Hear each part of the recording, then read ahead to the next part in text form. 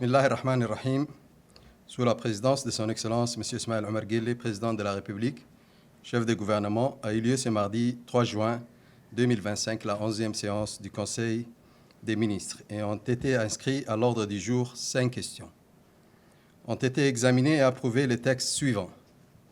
Ministère de l'économie et des finances chargé de l'industrie. Première question, projet de loi portant approbation des comptes financiers du Fonds de développement économique de Djibouti, FEDED, pour l'exercice 2024. Les comptes financiers du Fonds de développement économique de Djibouti, FEDED, pour l'exercice 2024 sont arrêtés en produit à 507 453 433 francs Djibouti et en charge à 320 164 783 francs Djibouti. Il dégage un résultat positif de 187 288 650. Le résultat de l'exercice est en forte augmentation, plus 51,5% par rapport à l'exercice précédent. Il passe de 123,5 millions en 2023 à plus de 187,2 millions de francs Djibouti en 2024. Les disponibilités du fonds ont permis le remboursement de plus de 1,04 milliard de francs djiboutiens aux différents bailleurs. Grâce à ces remboursements, les emprunts auprès des différents organismes ont été réduits sensiblement et ramenés à 4,3 milliards de francs Djibouti en 2024 contre 7,1 milliards de francs Djibouti en 2023. Ministère du Travail chargé de la formalisation et de la protection sociale. Question 2. Projet de décret fixant les conditions générales d'évaluation, de notation et d'avancement des fonctionnaires. Dans le cadre de la réforme du statut général des fonctionnaires, la loi numéro 21 AN 23, 9e législature du 24 janvier 2024 instaure une nouvelle approche de gestion des ressources humaines dans la fonction publique. Conformément à son titre 4, un décret d'application vient de préciser les modalités relatives à l'évaluation, à la notation et à l'avancement des fonctionnaires.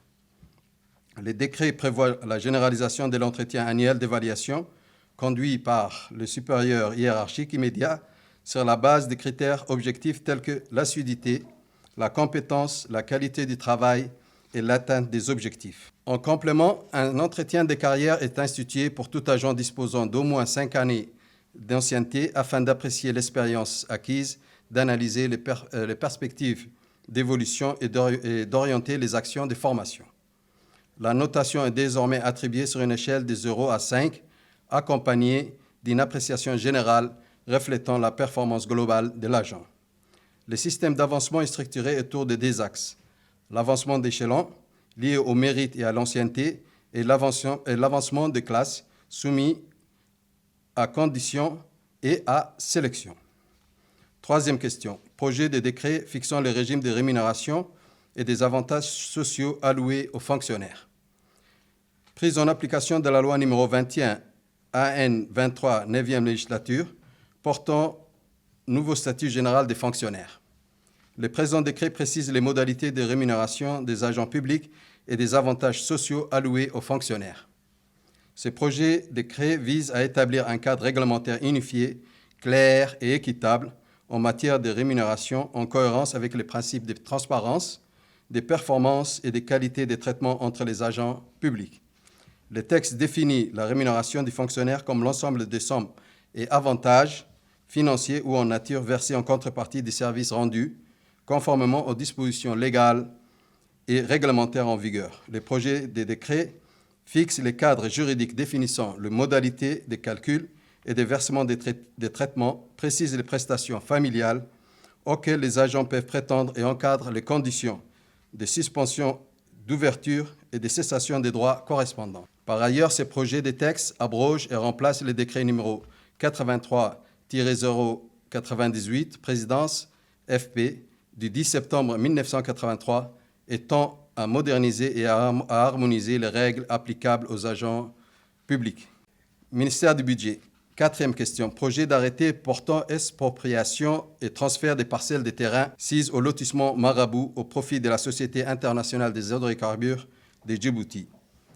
Le projet d'arrêté a pour objet l'expropriation des parcelles de terrain sises au lotissement du Marabout de 53 502 mètres carrés inscrites au livre foncier au nom de la société Mobile Oil Djibouti.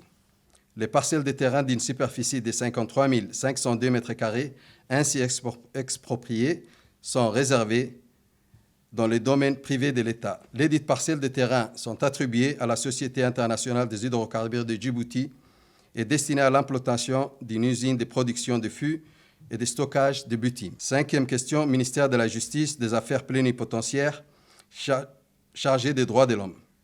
Il a été donné agrément à l'exercice de la profession d'avocat à M. Mohamed Ahmed Adlou et M. Isman Dahir El-Tiré. Compte rendu et rapport de mission. Le ministre de l'Économie et des Finances, en charge de l'industrie, a présenté au Conseil des ministres sa participation aux 60e Assemblées annuelles de la Banque africaine de développement à Abidjan du 26 au 30 mai 2025. Pour sa part, le ministre des Affaires étrangères et de la coopération internationale a rendu compte de sa visite officielle en Éthiopie du 15 au 16 mai 2025. Il a également rendu compte de sa participation au 34e sommet arabe ordinaire et au 5e sommet arabe sur le développement économique et social qui se sont tenus à Bagdad le 17 mai 2025. Enfin, le ministre des Affaires étrangères a également fait rapport de sa mission à Bruxelles où il a pris part à la conférence ministérielle sur le partenariat entre l'Union africaine et l'Union européenne en date du 21 mai 2025. Merci.